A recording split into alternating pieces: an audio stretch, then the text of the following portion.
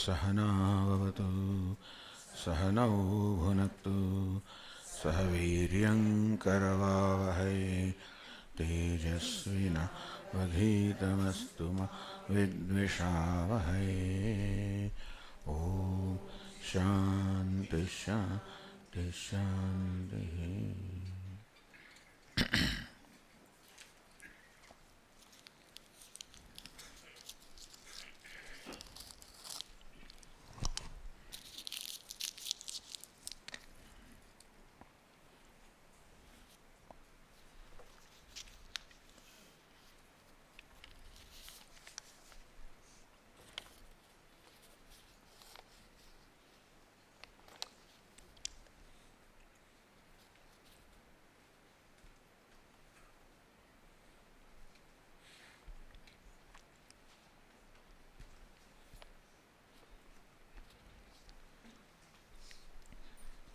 Is it possible that during deep sleep, consciousness is absent, but upon waking it emerges and illuminates the mind, which retains memories from the last moment of the previous waking state,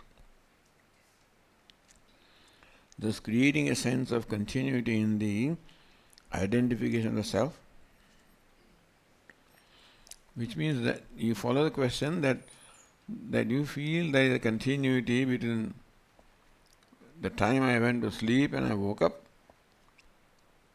Maybe there is no consciousness in deep sleep, but the mind remembers the previous one. What is the need of saying that? Because I is very much present. I remember in the morning that I who went to sleep is I who woke up. So there is continuity of the self in the deep sleep state. When I wake up, I don't feel that a new person has woken up. The memory is that, the sense is the I who went to sleep is the one who has woken up. So there is continuity of the self, not of the mind. Mind is absent in deep sleep state. And so only thing that continuous is the self or the consciousness.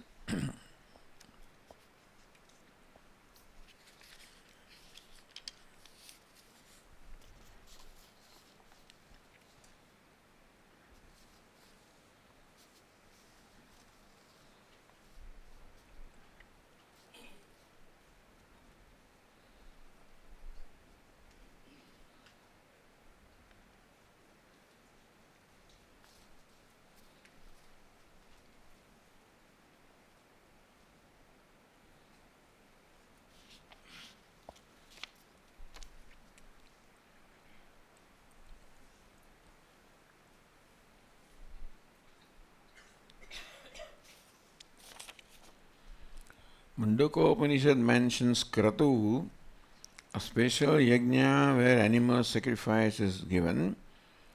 The animal is tied to a yupa or a sacrificial post. Also, even today, Maithili, Saraswati and Bengali Brahmins consume meat. Vivekananda, who taught Vedanta, also asked Indians to eat meat to get rid of Gautamas. So my question is, why eating non-veg is looked down upon? And can one study and follow Vedanta and consume meat at the same time? Or is it not possible? Even today fish is served daily in Belur Math, the headquarters of Ramakrishna Mission. That's because Bengalis can't deal without fish. It's called jol fall. It is the fruit of water, So every Bengali house has a little pond. So they raise fish there. And so that is not the example to be followed. Even if Swami Vivekananda ate meat and told people to, that was a different reason, because he found people in India so weak, and he saw that British were so strong, so eat meat and become strong. In excitement a person may say those things. That doesn't mean that you follow it literally. Because the formula is you are what you eat.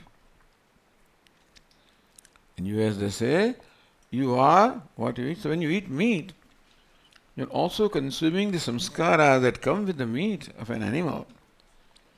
And therefore it definitely affects your mind, there's no doubt about that. That is why Bhagavad Gita talks about three kinds of food: tamas food, rajas food, and sattvic food. And as far as the seekers are concerned, who want to contemplate upon very subtle entities such as, we discussing, you require a mind that enjoys subtlety, focus.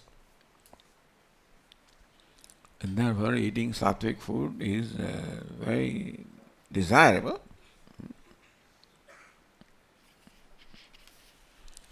Bengalis eat fish, and that's their problem,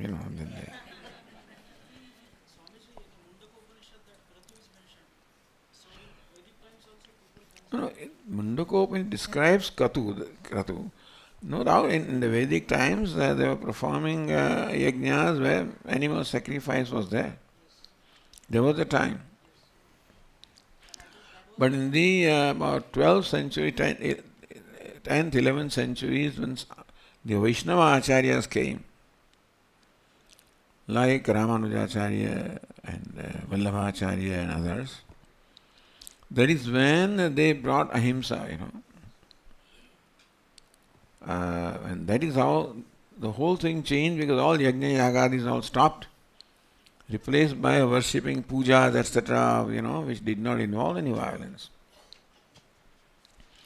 Which means that we do have a tradition of violence in the Vedic times. And they did, there are certain yagas that they perform where animals were sacrificed. That does not mean we can condone it today. So my question was, even in Vedic times when people were like my question was, in Vedic times when majority of Hindus were performing sacrifices, animal sacrifices, and consuming meat, and that was the time when they came up with such brilliant ideas like Brahman and Vedanta and Upanishads and all this Advaita philosophy. And when that was all lost, and then Vaishnavas came, and slowly India became slave for 1,000 years since 11th and 12th century. Because just like Vivekananda said, that Indians became weak and because of their diet. No.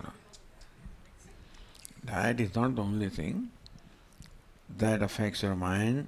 You are consuming different kinds of food from all your sense organs also. What you see, what you hear, what you read, what you talk, all of that also. So we are consuming from all five organs of perception, not only through the mouth. All of that is food. And so that also should be, paid attention to. But it makes no sense that you become an animal by eating an animal. Animal doesn't have viveka. So my question was, the eating of meat in Vedic times didn't prevent those people from gaining this knowledge of Brahman. So my question is, does it prevent one from gaining this knowledge of Brahman, consuming meat? Even foreigners also who practice Advaita Vedanta consume meat. So is it an hindrance in the progress of... It would be hindrance for sure. It will be hindrance. Yes. So why it was not in Vedic times then? Yeah, Vedic times, we have to see what kind of agriculture was there, what kind of options were available at that time. Agriculture perhaps developed very well later on, and so other options were available, and maybe options were not available at that time in the very early societies. So the food that they consumed didn't affect their ability to perceive the truth of Advaita? They would have done better. If they did not consume meat, they would have done better. That's all we can say. Maybe we would have got better Upanishads. Yeah.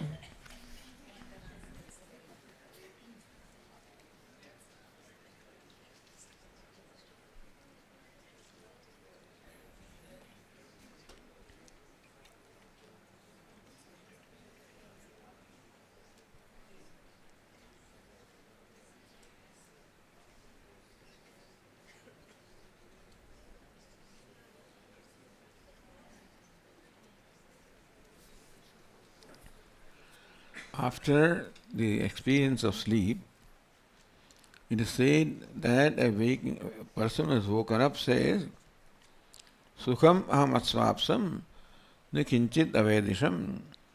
I slept well and I did not know anything. So this is sort of a memory that the person has from the experience of deep sleep. And that memory suggests that I did not know anything, meaning that there was ignorance in deep sleep. And I slept well, that means there was happiness in deep sleep. So in a way, because the one who was sleeping is the one who was woken up, same ego. So therefore, this may be a memory of the experience of deep sleep, that I did not know anything and I slept well. So ignorance and happiness are present in the deep sleep state.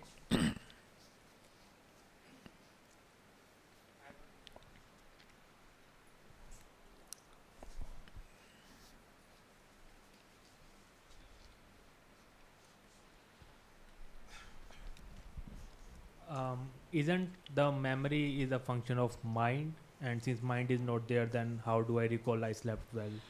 Yeah. So it is explained that there are the vrittis of avidya vritteha, vrittis of ignorance. So the ignorant mind also functions, and that is how some memory is there. Something has to be there for you to remember. If the waking mind was not there, then this causal mind was there, because of which you remember.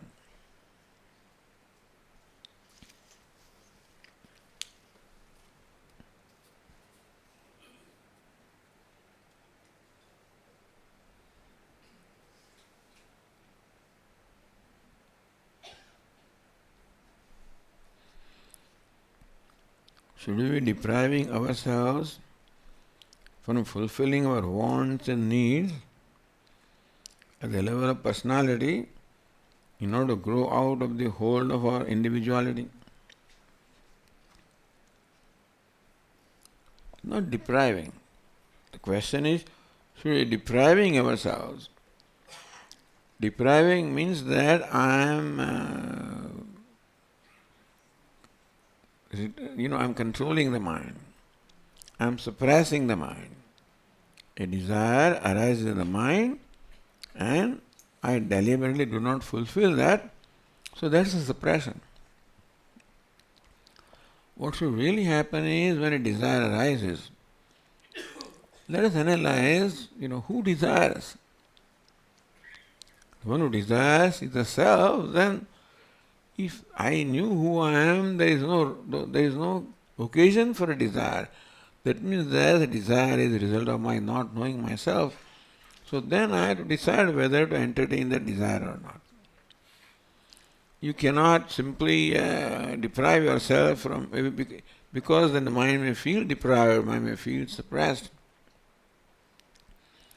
So best thing is to understand the desire and reason with the mind, whether it's worth fulfilling the desire. What will you achieve by fulfilling the desire? Are you going to be free from desire, or is going to result in another desire? And so we cannot just stop the desire or suppress the desire. We have to understand the desire and then resolve it.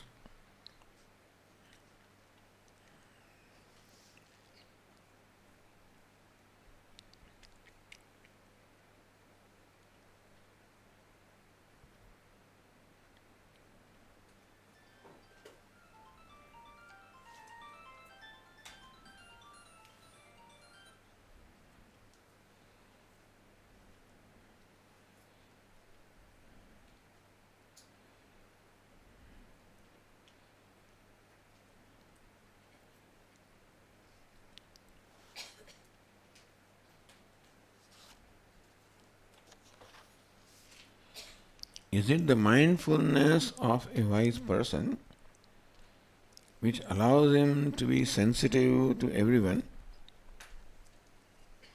Not mind.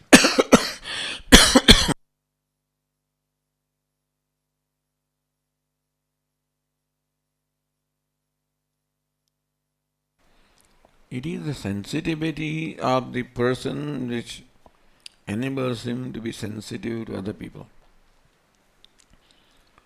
For being sensitive to other people, one should be sensitive. So not so much mindfulness also, but sensitivity is also required. The question continues, but from the journey of Jnani or Jnanistha, he may be sensitive to the world's needs. The world may unknowingly or due to lack of alertness, be not sensitive to the sensitive or intrude or step on his toes. How does a wise grow during such situation? What values and boundaries does he work on? Meaning that you are sensitive, or that is our value. Sensitivity is our value. Because, as Puja Swami, sensitive is the name of the game, and that shows the evolution of a person. We grow in our sensitivity. But a sensitive person also is likely to be hurt. For example, you have learned Vedic chanting correctly. And then when you hear other people chanting, then it is like one pebble coming in the khichdi, khichdi. Little pebble comes. Similarly also when somebody chants wrongly. So that way more sensitive you become, more likely you are to be hurt. Because even though people may not intend to hurt you, you may get. Swami used to say, that we are all sitting on the dining table and some Western person has come and everything is set up well, and then you start eating like our traditional. That fellow says, what's going on here, So you have to be sensitive to other people and here maintain certain, certain style or, knowing that that person may not be able to understand what it is that you are doing. So that is called sensitivity to other people. And but there is no guarantee that people will be sensitive to you, etc., etc. Then along with that, you have to develop also the ability to put up. Yes. So suffering is also one of the values in Vedanta. Sahanam saradukhanam apratikara purvakam, Viveka Chudamani says. It's a very tall order. Chinta vilaparahitam sa titiksha nigadyate. This is a value called titiksha. Shama, dama, uparama, titiksha. Shraddha, samadhanam. Titiksha means forbearance. And that titiksha is described in Viveka Chudamani, a very tall order. Sahanam sarva dukkhanam. Whatever dukkha comes, then you just put up with it without reacting. And a mosquito comes, let it. This is called pratikaram. Little bit, I feel warm. This is called pratikara. So habitually, moment a little bit of pain comes, we react. Or we retaliate to that pain, want to remove that pain. He says, no. Sahanam sadukhanam apratikara purvakam. Without retaliating to that. Chinta vilaparahitam. Then, again, this fellow will come again, this is difficult, or what I had to put up with. Past is vilapa. You lament on what you had to go through. Or you're anxious about what can happen. So in all the three periods of time, present, past and future, this suffering is spread. Therefore, remaining free from a sense of suffering. Or suffering, let us say. Putting up with all the pain. Without anxiety, without worries, without, so very tall order, but this is what Viveka Chudamani prescribes. The reason is that all these values are for knowledge. For knowledge you require a certain mind which is pure and which has so antagana shuddhi is there, purity is there, nishtha and naishchalyam, single pointedness or focus is there. And therefore, in line with that, this is also a value that you put up with things. Keep on reacting, then your mind will never be steady. And so Lord Krishna also says, Tam stitikshasva bharata. In Bharata, whenever your sense organs will interact with the sense objects, something will happen. Pleasure, pain, sukha, dukkha, heat, cold. Let it be. Tam stitikshasva bharata. Lord Krishna says, put up with it. Now, we are not accustomed to put up with anything right now. From that on to put up with everything is a big journey. But well, that is the value of putting up with discomfort or even pain or suffering. So someone insults you, keep quiet. Swallow it. Without retaliation, without a sense of pity towards yourself. Meaning that even in those circumstances also the mind should remain steady. Mind should not get disturbed. Otherwise mind will think of ways that he has showed me this thing, okay, let me wait for some other occasion, then I can settle the account. Very often we meditate upon this thing, that somebody said this and in my mind I am planning, although supposedly I am meditating. I am planning for an occasion to come so that I can settle the account. For all these things not to happen is the value of not suffering, but what shall I say, fortitude, or putting up with, with pain.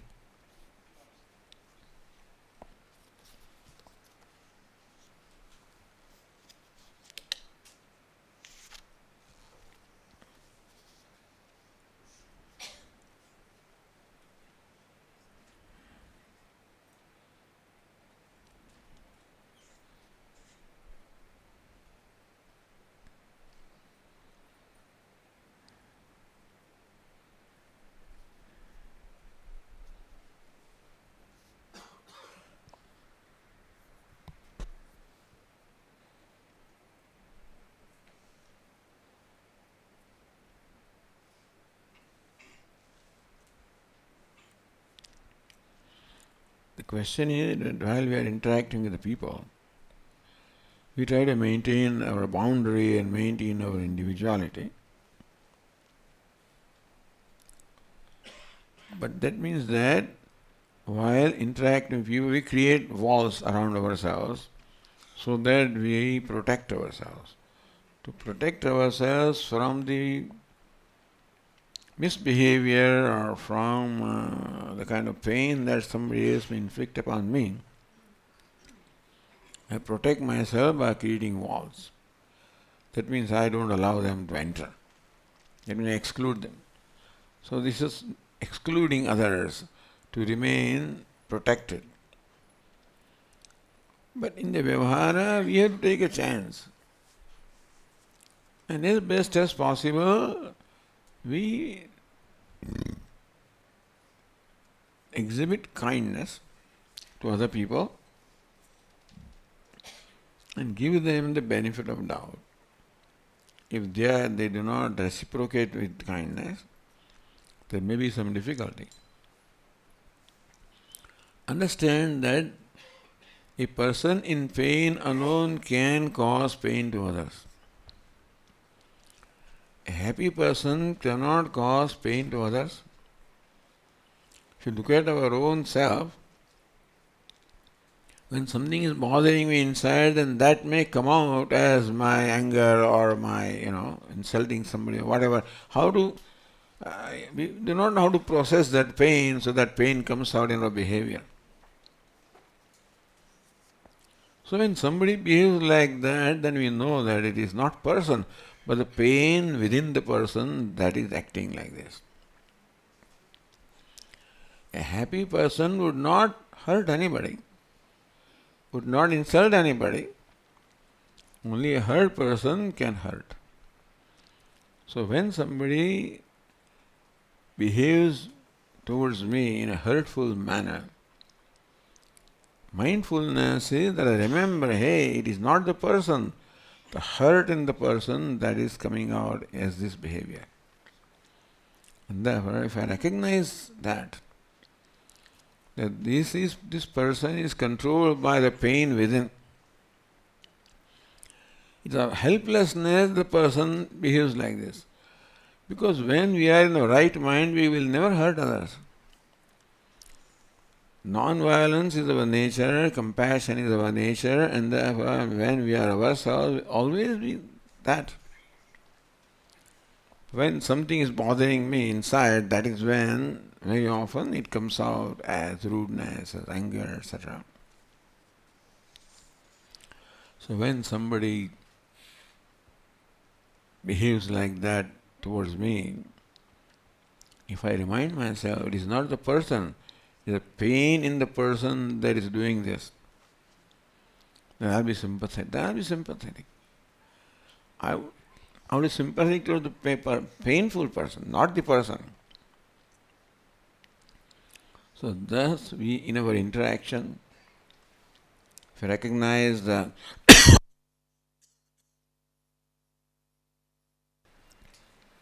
what motivates a person to conduct themselves in a certain way, it is not the conduct or the behavior, but what motivates that behavior. If I look at that, it's likely that I may remain kind or compassionate.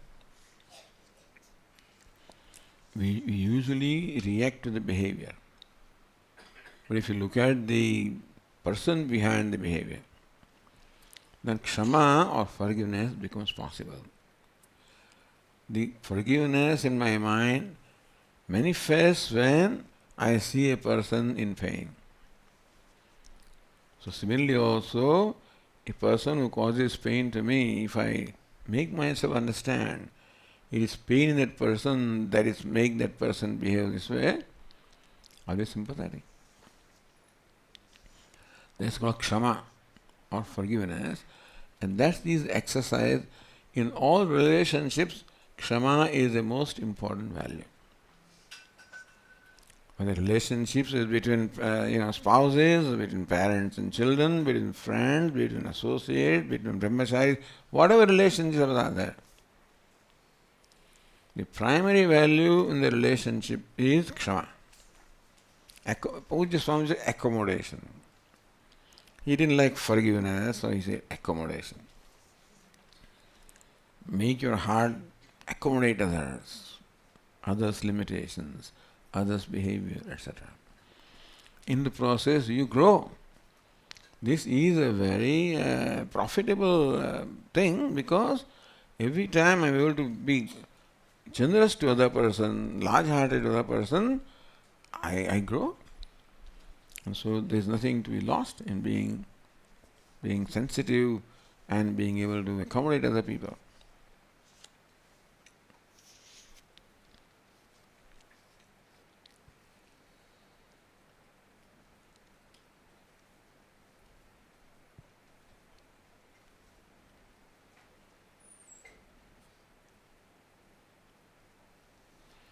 Suppose an enlightened person does a lot of punya karma, means virtuous actions. What will happen to that punya? Because now he doesn't need them. So the text called Tattva Bodha tells us, there is a statement quoted at the end, that the people who praise the wise person, his punya goes to them, and people who condemn him. All his papa goes to them. So be careful. We don't want people's papa, we want people's punya. So treat them well, then their punya may come to you.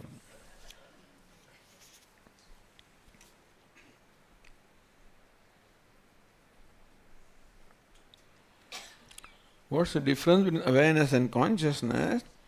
Well, we don't see any difference. We use them interchangeably. So, a conscious person or awareful person is the same thing. And how are they related to the mind and the heart?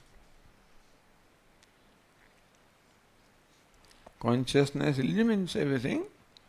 So mind also, and thoughts of the mind are illuminated by consciousness. Heart is not a separate thing. Mind sometimes is called heart.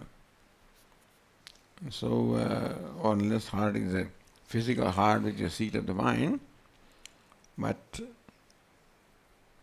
consciousness illumines the mind.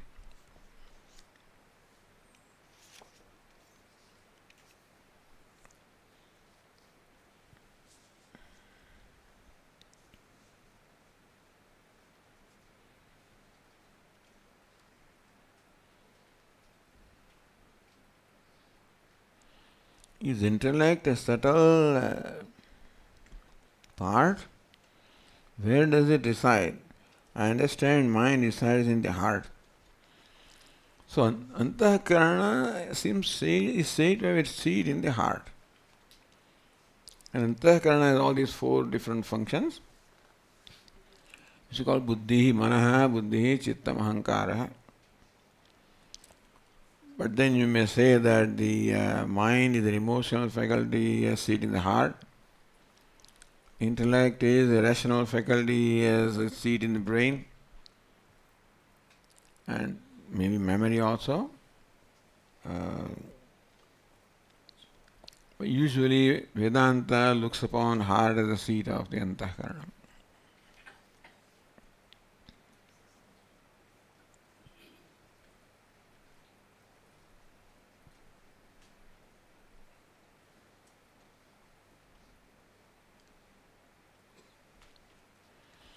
Is deep sleep state really, you can write in little bigger letters, make it easier to read. Because very big paper is here. Is deep sleep state really useful to humans? Apart from rejuvenation and rest, this state is not useful for the emotional growth. Why is the Upanishad explaining this state in such detail? This state is close to moksha, where the state also is very close to non-duality. Deep sleep is not moksha, but there is non-duality in deep sleep because all the duality has merged into ignorance. And there is no identification with the body-mind complex, therefore there is freedom. So this state is very close to moksha, not moksha. Therefore, an analysis or understanding of the state will help us understand moksha and also understand non-duality. So of all our experiences that way, Vedanta uses all the experiences as required. The dream experiences are also analyzed to understand the projection, etc., and how this, what we call the waking world also is a projection. So dream helps us understand what is mithya. Because when we wake up, then the dream is completely negated, and what is negated is called mithya. Therefore, the dream is, an understanding of dream helps us what mithya is. Understanding of deep sleep helps us what moksha is. So, therefore, there is analysis of dream as well as deep sleep. In the section that we are studying right now, because Atma or consciousness is a topic, therefore deep sleep is closer to the non-duality. That's why that is taken as for the study.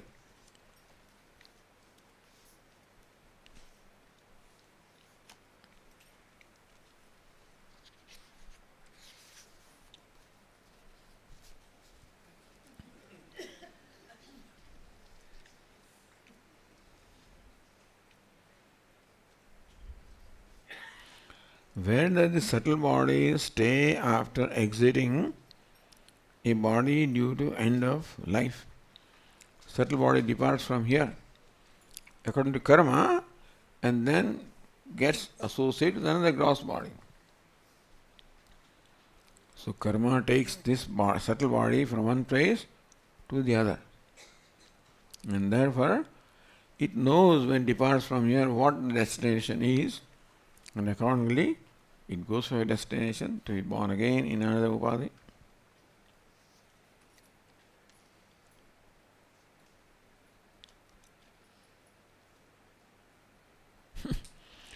How can population growth be explained by Vedanta norms?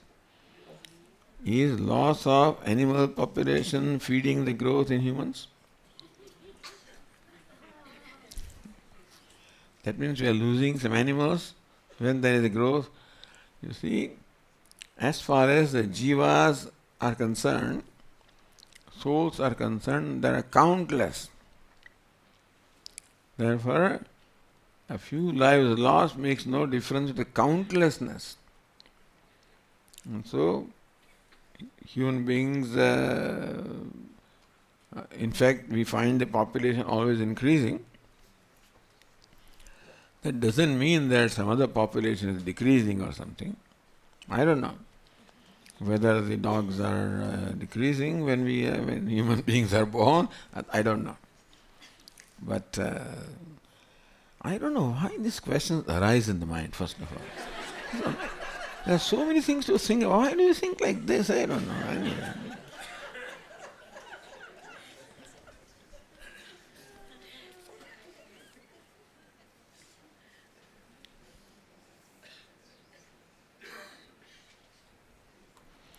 When dreams are projections of the mind, what is astral travel? I don't know. What is astral travel? Subtle body going from here to another place?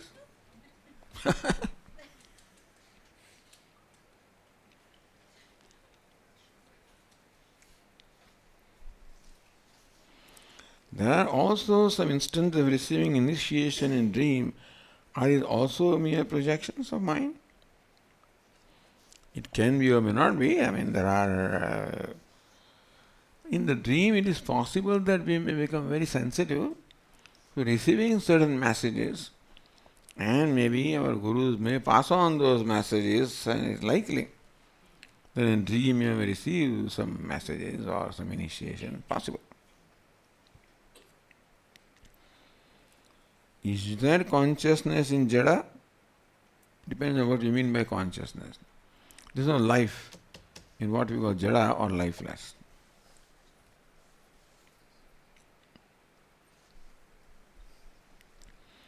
If everything is Brahman, shouldn't there be consciousness in dead or inert objects? There is.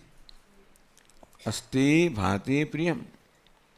Asti existence, bhati consciousness, priyam wholeness. And therefore, in what we call Jada also, asti bhati priyam is the very basis. So, in that sense, there is bhati or consciousness in this also, but consciousness manifests as life when there is subtle body.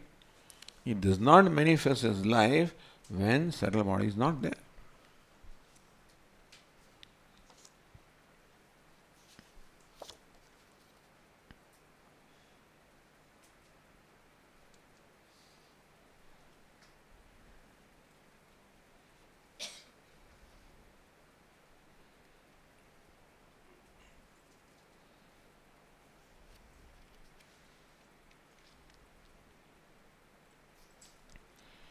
In the Dakshinamurti form, Lord Dakshinamurti's right foot rests upon a demon whose name is called Apasmara. And so when you are worshipping Dakshinamurti, you are also worshipping a demon, is it not?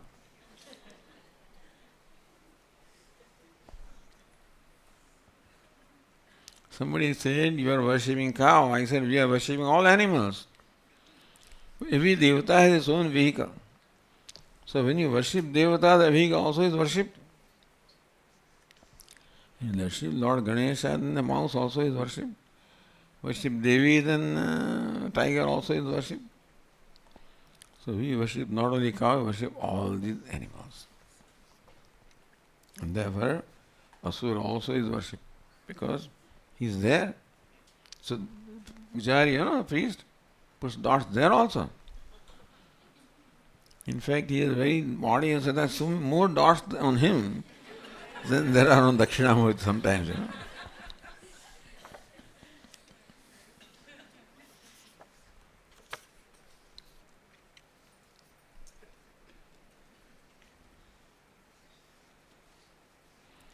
Is there any connection with Chidabhasa and Brahman? Chidabhasa is a reflection of Brahman in the mind. Chit Abhasa, Abhasa is reflection, Chit is consciousness. So reflected consciousness is called Chidabhasa. Consciousness is the self, gets reflected in the mind, that's how mind is enlivened. And so the reflection of the self or consciousness in mind is called Chidabhasa. It is a term which is used to explain various things.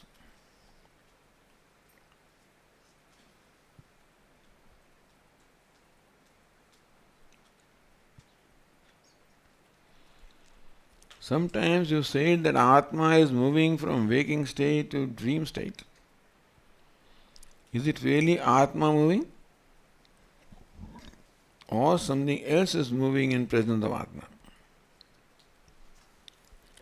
See, when I move this part, looks like the part space is also moving. Is it not? When the part moves, doesn't the part space also move?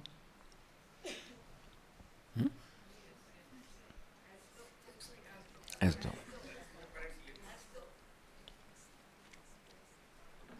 Part space appears, seemingly also Atma. So when the mind moves, looks like Atma is moving.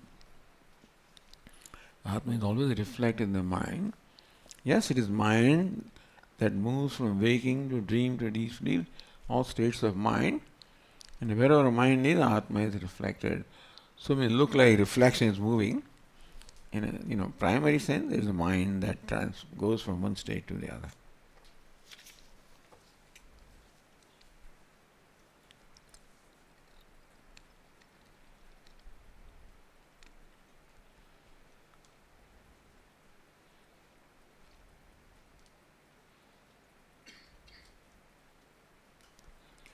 To experience a state of deep sleep, or like deep sleep, in the waking state, can the space between thoughts in the meditation be the closest to it?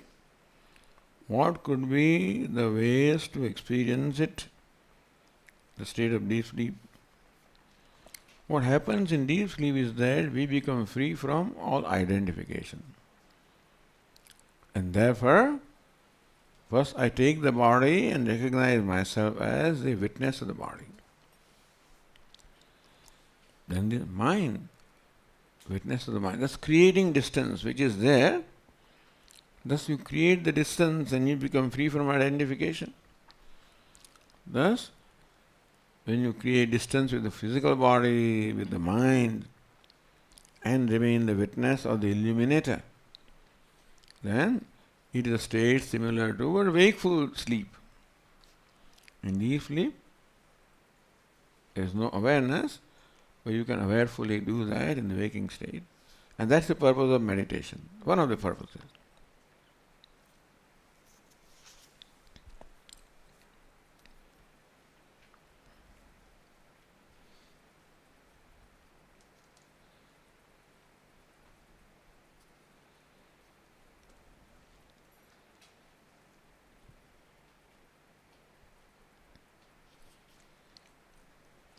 Could you please speak about Kundalini? What is it, and if it is helpful for understanding the truth? Well, there is a Kundalini Yoga or Hatha Yoga. So Hatha Yoga is that which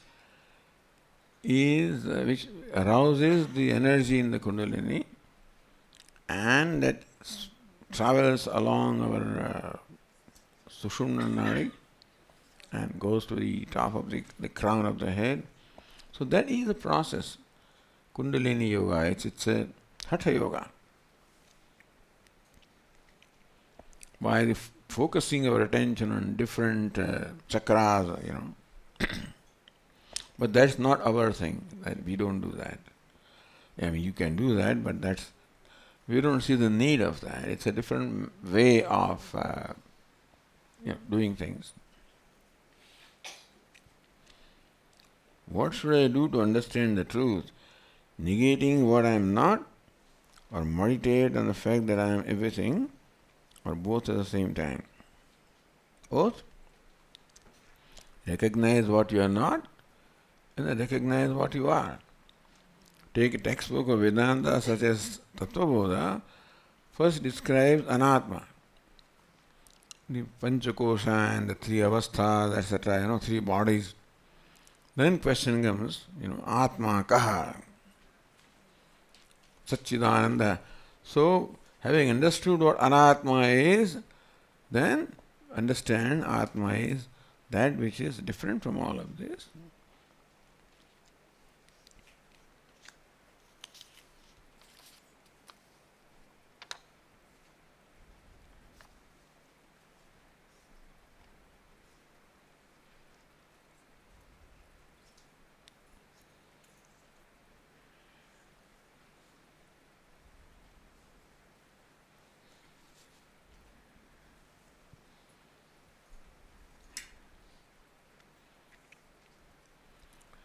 When I move out of dream to either waking or sleep, thereafter there is no continuity.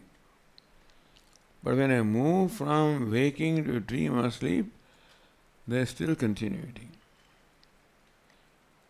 So dream to waking there is no continuity. Waking to dream there is continuity. There seems to be a difference between dream and waking. In this context, we do not know how many times we move from dream to that rapid eye movement and this one different kinds of sleep, but we may be dreaming a number of times and going back to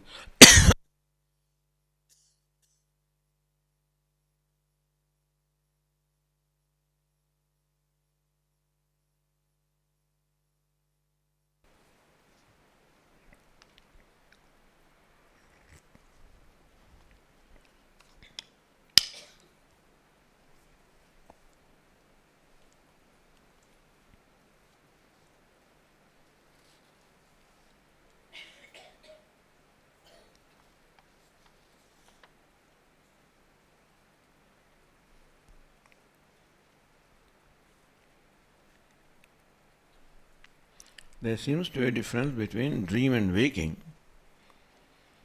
In this context, please explain. There is a difference. In dream and waking, we have been discussing it at great length, in our classes.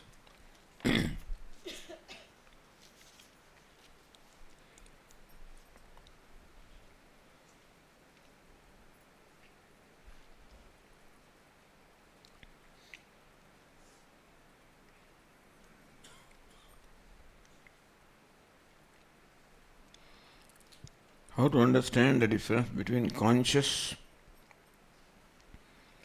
sentient beings and non-sentient beings. So those who have subtle body are sentient beings, and where the subtle body is not, insentient beings. Lifeless and with life.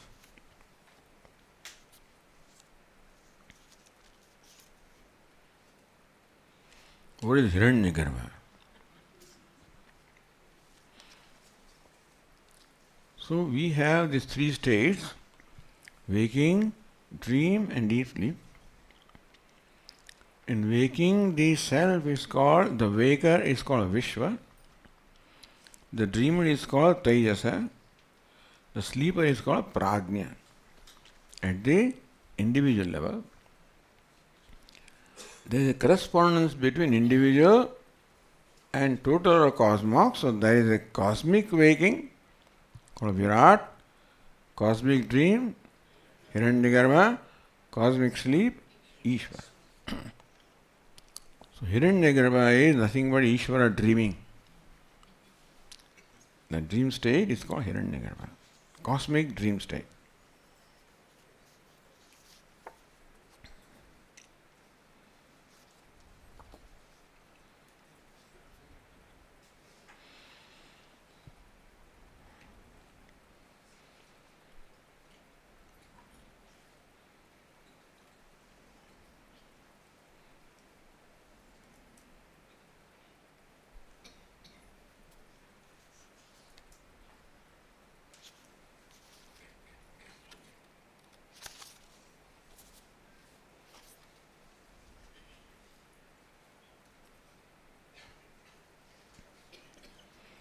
A Jivan Mukta still has prarabdha karma coming to him.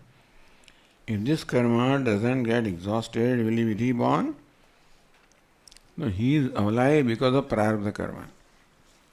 Once a person gets liberated, there is no need for that person to continue to live.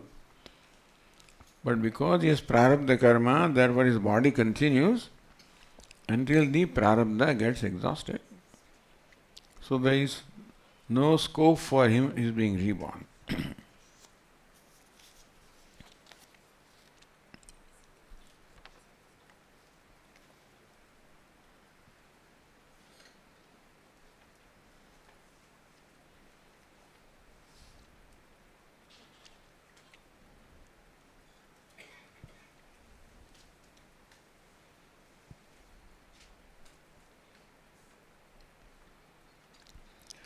For the people who are in deep grief due to loss of close ones, what kind of spiritual explanation can be given for consolation?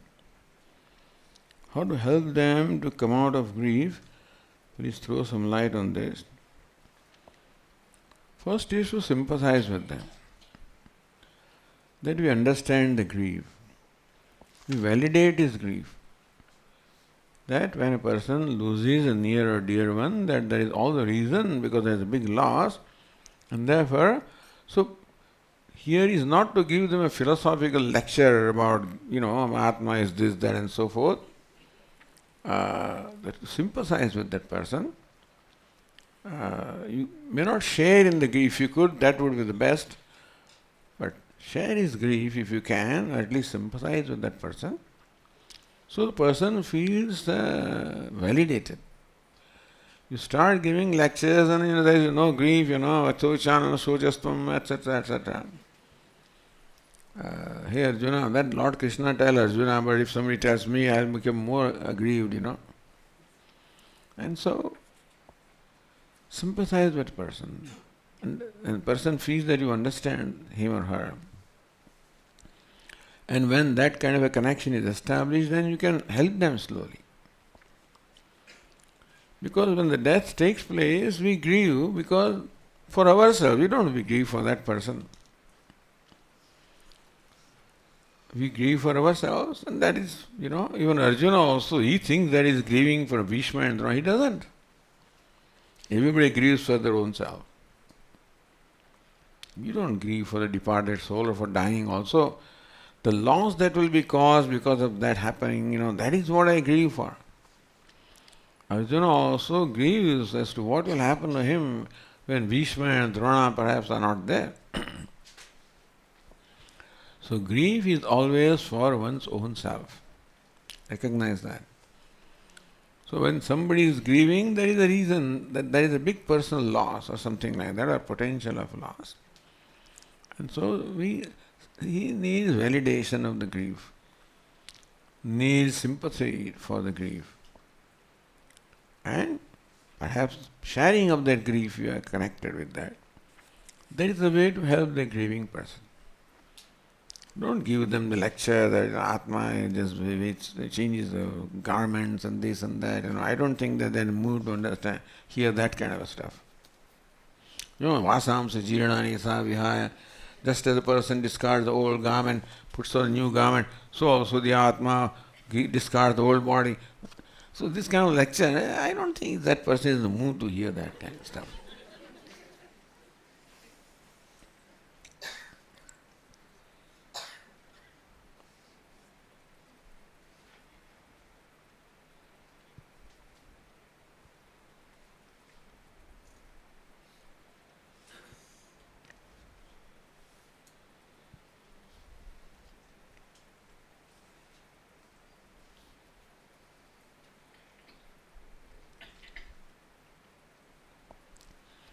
I'm a Grihastha and perform Gayatri and the Kayik Puja on daily basis. YouTube sessions are providing platform for Shravanam of various Shastras. At the same time, there is some unrest or in the mind if I miss one of the activities from daily routine. How to overcome this is good. You feel guilty when you miss some puja, that is good. If you don't feel guilty, it will disappear. The puja will go away from your mind. You don't feel anything. So you did not perform puja today, you are okay. So next day also. It's good that you feel guilty. So that you will be alert and performing puja. And because you've been doing it sincerely. And therefore, so if you don't do some day, then you feel that you failed to do something, which is good. Feeling guilty is good. So don't remove that guilt, otherwise you will stop puja altogether. If you didn't do something, nothing happens, then next day also you won't do. But if you did not do something and it happens here, then you want to do it. So guilt is good. That shows that you are sincere in what you are doing.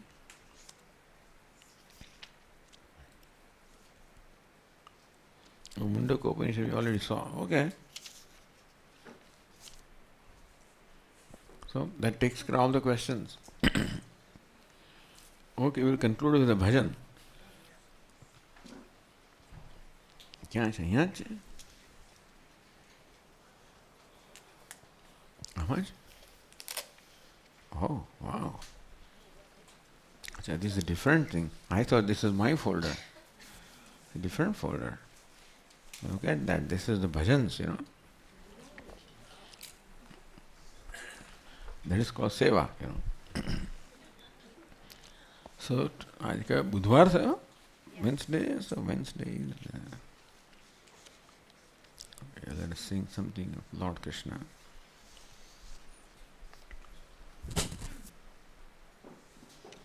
Where by મને શોધવા દીધા થોડુંક.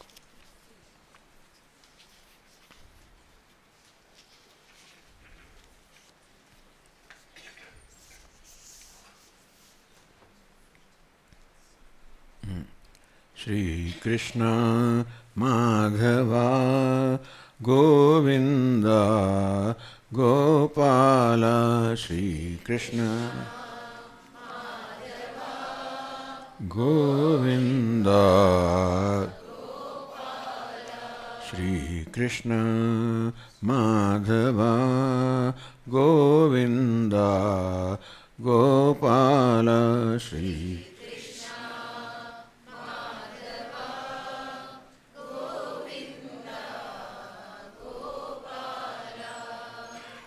Mathuranatha Madana Gopala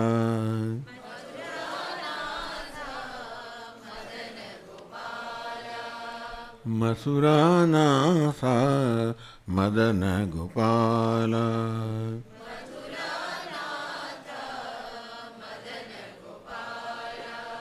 Nanda Mukunda Shyama Gopala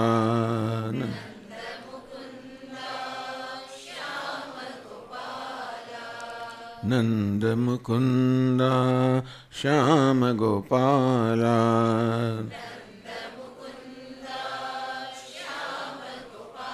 Shri Krishna Madhava Govinda Gopala Shri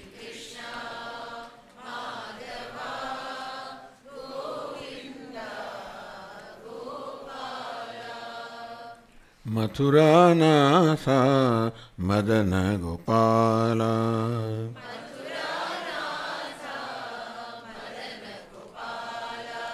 Nanda Mukunda Shyama Gopala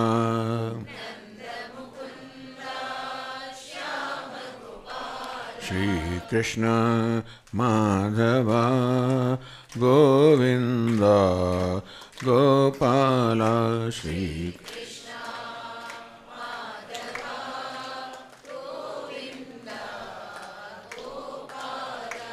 Shri Krishna Madhava Govinda Gopala Shri Krishna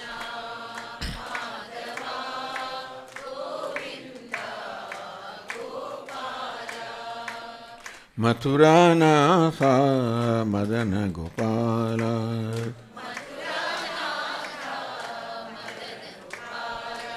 No clapping. Nanda Mukunda Shyama Gopala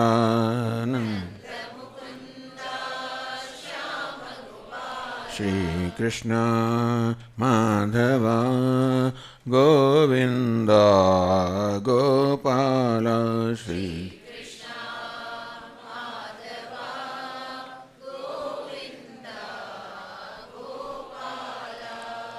Krishna Hare Jai Krishna Hare Jai Hari Govinda Krishna Hare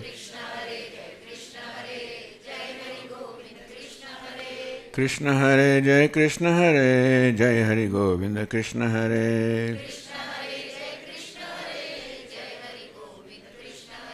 Krishna Hare Jai Krishna Hare Jai Hari Govinda Krishna Hare Shri Krishna Madhava Govinda Gopala Shri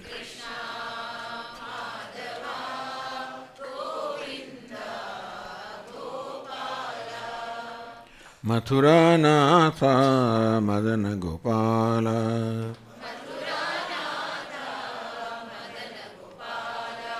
Nanda Mukunda Shyama Gopala Shri Krishna Madhava Govinda Gopala Shri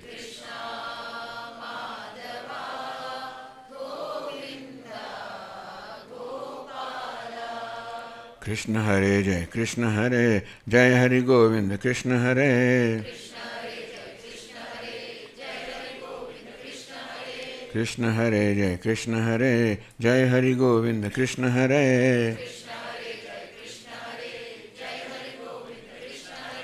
Krishna Hare Jai Krishna Hare Jai Hari Govinda Krishna Hare Krishna Hare Jai Krishna Hare Jai Hari Govinda Krishna Hare Jai Hari Govinda Krishna Hare Jai Hari Govinda Krishna Hare Jai Hari Govinda Krishna Hare